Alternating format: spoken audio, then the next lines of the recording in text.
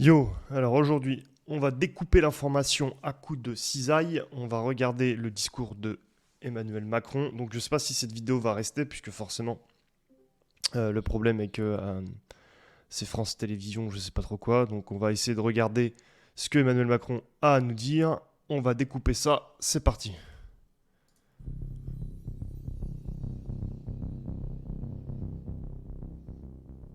Donc là, c'est un condensé de ce qu'il y a à retenir par rapport à son discours, de ce qu'il avait eu à dire ce soir. La natalité baisse aussi parce que l'infertilité progresse. Et je parle là d'une forme de tabou du siècle. Mais les mœurs se changent, on fait des enfants de plus en plus tard, l'infertilité masculine comme féminine a beaucoup progressé ces dernières années et fait souffrir beaucoup de couples. Alors il nous dit que l'infertilité a progressé. Est-ce que c'est peut-être parce que les gens ils ont plus de pognon? Ils vont pas faire de 4, 5, 6 gamins, si forcément. Ils n'ont pas les finances pour assumer les gosses derrière, puisqu'un enfant tu l'as toute ta vie. Donc est-ce que c'est réellement de l'infertilité? Je ne pense pas. Il y a certaines personnes en France qui font beaucoup de gosses, les cassos et tout, alors qu'ils n'ont pas un rond. Je pense que la plupart des gens sont à peu près conscients, donc ils font pas des gosses pour un rien. Ça fait pas depuis d'aujourd'hui que en fait de compte, les gens font de moins en moins de gamins, hein. Ça va faire 20 bonnes années, je dirais, 25 ans, ouais, depuis les années 2000, voire même un petit peu avant. Donc c'est pas l'infertilité, c'est juste que les gens ont pas de thunes, c'est juste que les gens ont pas la foi, euh, ils courent de plus en plus. Voilà. Un grand plan de lutte contre ce fléau sera engagé pour permettre justement ce réarmement démographique. Alors ça va être quoi son plan de faire venir de l'immigration comme ils ont fait pour le patronat? Il faut savoir qu'en France, il y a beaucoup d'entreprises où il y a beaucoup de milieux comme la restauration où ils trouvent personne en fait. Ils trouvent personne pour bosser dans ces structures-là. Donc on peut pas forcer les gens à faire des gosses et on peut pas créer d'un claquement de doigts, on peut pas boucher d'un claquement de doigts le trou qu'il y a dans certains métiers. Donc on fait venir une immigration arrangée avec les autres pays. Il y avait des contrats qui avaient été faits et signés avec des pays du Maghreb et autres pour faire venir des gens pour travailler dans ces milieux parce que les gens veulent plus bosser là-dedans, parce que c'est compliqué, c'est pas assez rémunérateur par rapport à la charge de travail effectuée. Donc voilà. Donc au pire, ils vont faire quoi pour essayer de lutter contre l'infertilité? Ils vont donner des primes de naissance beaucoup plus grosses ou différentes pour inciter les gens à faire des gamins. Sauf que ça va inciter toujours les mêmes, c'est les cassos à faire des gosses. Et une prime, c'est pas un salaire. C'est-à-dire que vous allez avoir, c'est comme en entreprise, si vous avez une prime, vous n'avez pas le salaire qui suit tous les mois. Donc c'est bien beau une prime, mais ça met un tout petit peu de beurre dans les épinards, mais ça n'arrange rien, quoi. Tu fais 2-3 courses et puis ça y est, ta prime elle a sauté. Alors, fin du congé parental. D'accord. Alors, le gars veut lutter contre l'infertilité et il met fin au congé parental. Alors, attendez, on va écouter. Notre France sera aussi plus forte par la relance de sa natalité. Ah, Nous étions jusqu'à récemment un pays dont c'était la force, sans doute la singularité en Europe, quand on se comparait aux voisins. Et c'est moins vrai depuis quelques années. Alors il y a derrière cela des angoisses qui vont avec la société, peut-être des choix pris jadis sur certains sujets financiers. Il appartiendra au gouvernement de poursuivre ce travail, mais je voudrais insister sur 2 points pour essayer d'améliorer les choses. Après l'allongement du congé paternité, je crois profondément que la mise en place d'un nouveau congé de naissance sera un élément utile dans une telle stratégie. Congé de naissance qui viendra remplacer le congé parental actuel. D'abord, il sera mieux rémunéré, il permettra aux deux... je n'avais pas vu la vidéo. Je vous dis, ça va être à coup de sucre. En fait, quand ils veulent vous faire des choses, qu'ils veulent vous faire bouger, ils tapent dans le porte-monnaie. Et quand ils veulent, encore une fois de plus, faire bouger les choses, ils rajoutent dans le porte-monnaie. Ou dans les congés ou autre. Parce que de toute façon, le temps, c'est de l'argent. Donc si vous ne travaillez pas, mais que vous êtes quand même payé à ne pas travailler, c'est une forme de paiement, hein. Vous faites rien, mais vous avez quand même de l'argent qui tombe. deux parents d'être auprès de leur enfant pendant 6 mois, s'ils le souhaitent. Et surtout, 6 mois. Hein? Il permettra aux deux parents d'être auprès de leurs enfants pendant 6 mois. Non, mais là, ça va relancer le pays de malade. T'imagines, tu fais un gosse, t'es pendant 6 mois à la baraque payée, en plus de la prime de naissance et autres. Tu refais un gamin derrière, plus tes vacances, si tu as des vacances ou des jours à poser, tu te tapes des 1 an et demi à la maison payé aux frais de la princesse avec tes gosses. Bon, après, je trouve ça plutôt pas mal, en somme, de pouvoir être près de ses enfants quand ils viennent naître, parce que quand t'as un poupin de entre 1 mois, 6 mois, voire 1 an, c'est compliqué de. Je trouve que c'est compliqué quand même de retourner au boulot et de le jeter je ne sais où, tout petit comme ça. Mais bon, 6 mois quand même. En 6 mois, s'il le souhaite. Et surtout, il sera S'il le souhaite. Ouais, à voir comment ça se chante ça, parce qu'attention, c'est entre les lignes qu'il faut lire. S'il le souhaite. plus court que le congé parental actuel, qui peut parfois aller jusqu'à 3 ans, et qui éloigne beaucoup de femmes du marché du travail. Du marché du travail, 3 ans. Je suis peut-être pas assez renseigné, mais 3 ans. J'ai jamais vu personne qui avait un gosse prendre un congé de 3 ans. Mais qui aussi crée beaucoup d'angoisse parce qu'il est extrêmement peu et mal rémunéré, Mais voilà. et donc crée des situations parfois impossibles. Oui, c'est surtout ça.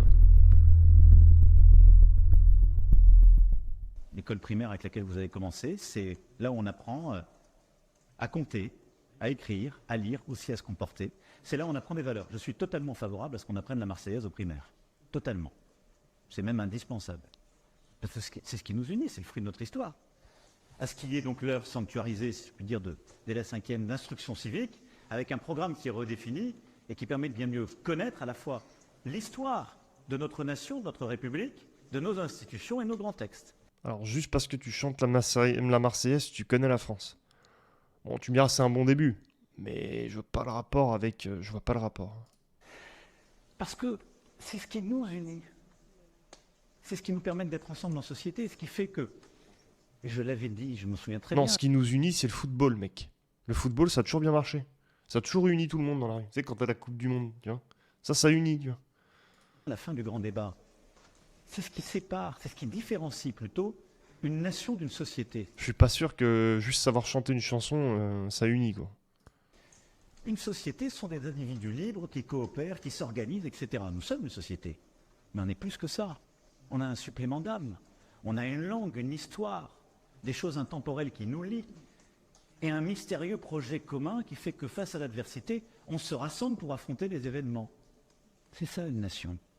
C'est quelque chose de spirituel qui nous dépasse. Et ça s'apprend à travers cette histoire et ces choses aussi symboliques. Il faut retrouver aussi le sens du symbolique. Et c'est pour ça que la Marseillaise en fait partie, j'y suis favorable. Tu sais, le petit truc de droite un peu placé du genre, bon les gars, faut apprendre la Marseillaise, parce que la Marseillaise, ça nous unit. Grâce à la Marseillaise, t'es un bon Français. Si tu connais la Marseillaise, c'est que t'es un bon Français. Sinon, que dalle. Donc ça nous unit, il est favorable, on a l'impression, un président de la République qui te dit ça, quoi. Il n'y a que ça à branler, mec. Ah, tenue unique dès 2024. Et parce que la France est aussi une histoire, un patrimoine qui se transmet et qui unit, l'histoire de l'art retrouvera sa place à la rentrée prochaine au collège et au lycée. La tenue unique, On sait bien, ils ne mettent pas en primaire, je trouve que c'est plutôt pas mal. qui a donné lieu à tant de débats ces derniers mois dans notre pays, et qui efface les inégalités entre les familles en même temps qu'elle crée les conditions du respect, sera expérimentée dès cette année dans une centaine d'établissements, tous volontaires. Cette expérimentation sera évaluée méthodiquement et sur la base des résultats, s'ils sont concluants, nous la généraliserons en 2026. Quoi 2026? Bon, alors si les affaires sont concluantes, on le fera en 2027, juste avant que je me barre de mon mandat. 2026, mec, les affaires, enfin... Oui, je pense que ça peut être que concluant que les gosses, ils aient un... Enfin, je vois pas où est le problème. Au boulot, tout le monde a un bleu de travail. Au boulot, tout le monde a un blanc de travail. Tout le monde a un... Et alors, est-ce qu'on se plaint? Je veux dire, c'est déjà ça au boulot, hein. La plupart ont des tenues de boulot. Je vois pas pourquoi à l'école, les enfants devraient venir avec des telles différences, quoi, hein. Ça permet de créer de moins de... Ça... Je trouve que c'était une bonne chose. Est-ce qu'il y a réellement besoin... Mais je crois que j'avais vu un article comme quoi il n'y avait pas beaucoup d'écoles en France qui étaient pour le... qui n'étaient pas favorables. En fait, il n'y en a pas beaucoup qui avaient voté pour pouvoir être l'école de test et mettre ça à leurs gosses. Médecins étrangers. Je demande donc au gouvernement de sortir, si je puis dire, des codes et des cases, d'envisager des solutions plus radicales pour mettre fin à ce qui alimente ce sentiment de déclassement.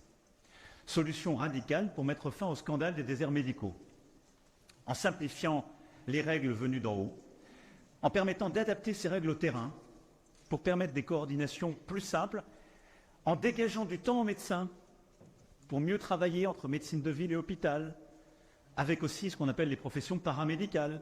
Ce sera au cœur du mandat de la ministre, afin que chaque médecin, mais aussi paramédical, puisse voir plus de patients.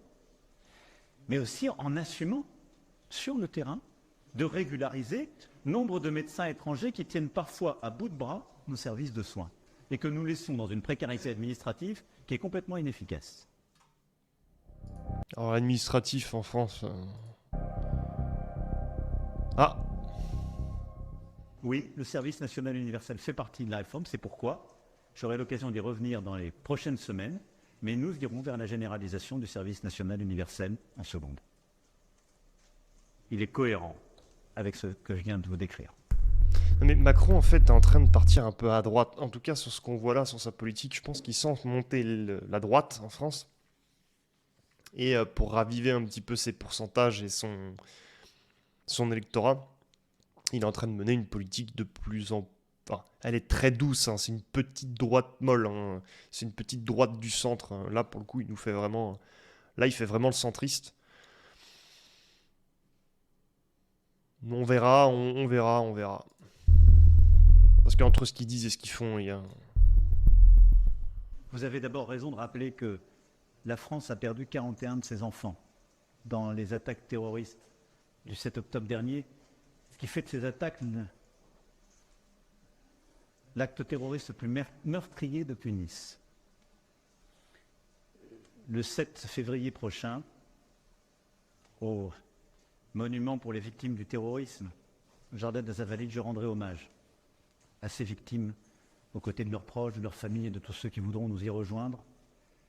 Ce sera 4 mois jour pour jour après l'attaque terroriste. Nous avons libéré 4 otages, nous avons encore 3 otages qui sont détenus. Et nous nous battons pied à pied avec les autorités israéliennes, avec le Qatar qui a un rôle décisif en la matière, avec aussi plusieurs autres collègues pour les libérer. Je ne veux ici faire aucune annonce parce que ces matières sont toujours délicates et je pense aussi aux familles, mais nous nous battons, nous ne lâcherons rien et j'espère que les prochains jours, prochaines semaines nous permettront d'obtenir leur libération. En tout cas, nous voulons tous les ramener chez nous. Oh, oh, baisse d'impôts. Oh, oh, la TVA au plus bas, l'essence qui redescend, le pouvoir d'achat qui augmente. Allez, on va rigoler dans 5 minutes, c'est bientôt la fin. Là, ils nous ont mis le meilleur pour la fin. Et puis, dès 2025, ça, tout je vous dis, c'est sur 2024, et il y aura des mesures de court terme que le Premier ministre aura à annoncer, donc sur la rémunération du travail. Il y aura un travail avec les branches qui continuent de payer sous le SMIC pour qu'elles réembauchent davantage et qu'elles attirent plus de travailleurs, qu'elles améliorent les conditions de travail et qu'elles permettent d'avoir des dynamiques salariales retrouvées. Et ça vaut pour les métiers de la restauration, les métiers du soin, beaucoup de métiers d'ailleurs manuels et souvent difficiles. Voilà, les métiers en tension, comme je vous l'ai dit. C'est une des raisons pour lesquelles ils continuent à avoir du mal à recruter. Et Non, ils ont du mal à recruter parce que c'est des métiers de merde qui sont sous-payés et que tu peux pas vivre avec des 39 heures ou voire même tu fais beaucoup plus dans ces métiers-là. Avec le SMIC, c'est pas possible en fait. Tu augmentes les salaires. T'inquiète pas, tout le monde va s'y jeter. Entre autres, dans notre trajectoire financière, 2 milliards de baisse d'impôts sur nos compatriotes qui sont dans ces catégories en 2025. Et le gouvernement reviendra sur le détail de la mesure. Ouais, mais on est en couple. Est-ce qu'ils prennent en compte les conjoints, les salaires des deux? Qu'est-ce qu'ils prennent en compte? Le foyer? C'est quoi? C'était 2 smicards, du coup, t'as pas d'impôts. La plupart des gens, déjà, ont peu d'impôts quand t'es au SMIC. Bon, après, c'est toujours bien qu'il n'y en ait pas. Lutte contre le narcotrafic. Alors, faut savoir que j'ai fait une vidéo comme quoi l'Allemagne allait légaliser Allez dans la chaîne, vous verrez, la vidéo est plutôt sympathique. Donc là, ils veulent lutter, eux, la France, contre le narcotrafic. L'ordre, en luttant contre la drogue, qui ces dernières années se déploie pas simplement dans les grandes villes, mais dans des villes moyennes qui la connaissaient moins, parfois même dans des villages, grâce à la multiplication des opérations place nette frappant les narcotrafiquants, qui se conduiront dans toutes les catégories de villes. Et nous allons accroître le rythme. À partir de la semaine prochaine, 10 opérations de ce type seront conduites chaque semaine. Oh. Oh. Oh bah, pour ceux qui bédavent, va pas faire, s'il fait vraiment ce qu'il dit, encore une fois, ça, il va pas pouvoir faire bon vivre. Hein. Ouh, il y en a, ils vont se tirer les veines. Il y en a, ils vont se gratter les bras. Hein. Il y en a, ils vont se faire chier, mon pote. Hein, parce que s'ils attaquent comme ça et qu'ils cassent, démantèlent à fond des réseaux, bah, plus y avoir grand chose à bédave, les gars, je vous le dis. Hein. Moi, personnellement, je vous l'ai dit, j'ai fait une vidéo sur la clope aussi dans la chaîne. Allez voir. N'oubliez pas aussi d'ailleurs les petits pouces et les commentaires et de vous abonner. On a bientôt fini la vidéo. Allez, c'est parti. Une histoire, des devoirs, des droits, une langue, un imaginaire. Le sens profond du respect et de l'engagement. Et cela dès l'enfance. Putain, mais c'est fou. En fait, si tu suis pas bien ce qu'il dit, t'es perdu. Hein. Putain, c'est un putain de beau parleur. Hein. Une histoire, des devoirs, des droits, une langue, un imaginaire. Un imaginaire de quoi, mec? Tu nous parles d'une histoire, d'un devoir, ok, des droits et une langue. Un imaginaire de quoi, mec? T'imagines quoi, en fait? Là, c'est du palpable. Là, tu nous fais du théorique. Un imaginaire de quoi? Le sens profond du respect et de l'engagement. Du respect et de l'engagement. Respecter quoi? Le pays, c'est ça? Et t'engager? Mais c'est le bordel, à tous les étages, de chez vous jusqu'au plus bas, en fait. De quoi tu nous parles? Il est magnifique, hein. Franchement. Et cela dès l'enfance. Et cela dès l'enfance. C'est incroyable. Et cela dès l'enfance. Mais ça, qu'est-ce que ça veut dire? Le sens profond du respect et de l'engagement. Et cela dès l'enfance. Tu crois franchement qu'un gamin de 2 ans, il sait ce que tu es en train de raconter, là? Le respect et l'engagement. Qu'est-ce qui va s'engager, le gamin, à 2 ans? Et déjà, s'il commence à comprendre ce que c'est que le respect, de respecter ses parents, déjà, on est pas mal. Et cela dès l'enfance. En renforçant le soutien et l'exigence vis-à-vis des parents. D'accord. En reprenant aussi le contrôle de nos écrans, qui trop souvent enferment là où ils devraient libérer. Mais merde, putain. En fait, le problème de Macron, c'est que... en fait, il va droit au but. Va droit au but, mec. De la semaine prochaine, tu vois, 10 opérations de ce type seront... En renforçant le soutien et l'exigence vis-à-vis des parents.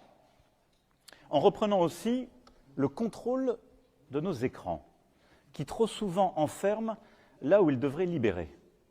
Sur la base de recommandations... Là où ils devraient libérer. Mais qui a fait une étude? Je crois qu'il y a eu des études parues, comme quoi il n'y avait rien de bénéfique, les gars, je vous le dis, hein, dans les écrans. Mais rien du tout. Ça te rend débile, tu consommes du contenu à outrance qui te fait pas créer, puisque du coup, tu es constamment en train de faire marcher ta dopamine à regarder des vidéos à la con. Tu mates des films, des séries, tu fais rien en attendant. Tu joues aux jeux vidéo. C'est une critique globale. Hein. Je consomme comme la plupart, mais jamais montré que c'était bénéfique. Alors oui, tu peux apprendre des choses, ça, certes, mais c'est extrêmement chronophage. C'est extrêmement chronophage.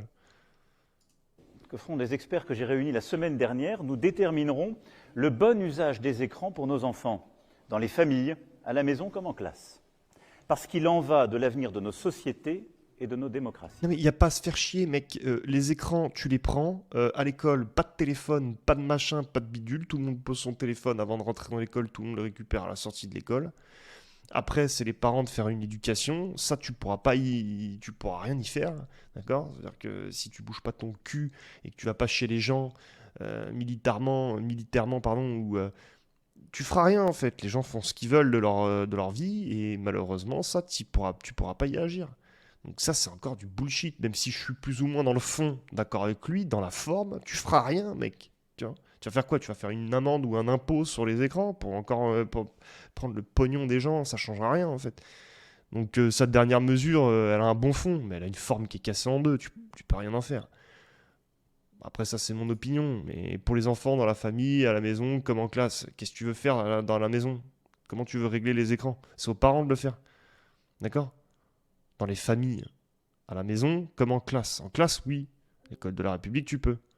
Nous déterminerons le bon usage des écrans. Mais il y a déjà des. Si je ne m'abuse, il y a déjà des déterminations, en fait. Si tu veux. Bon, bah au moins, on aura fait un petit tour de ce que notre ami Macron nous aura dit ce soir. C'était plutôt cool, succinct. Donc moi je vous dis, moi je vous dis qu'on aura bien, en tout cas, fait le tour de ce que Macron a fait, c'est-à-dire du vide, hein. Il y a beaucoup de vide. Maintenant, est-ce qu'il va faire un quart de ce qu'il a dit? Ça, c'est autre chose. Nous allons voir euh, l'année qui va arriver. Je vous dis à très vite, à très bientôt. On aura découpé l'info. Ciao, ciao.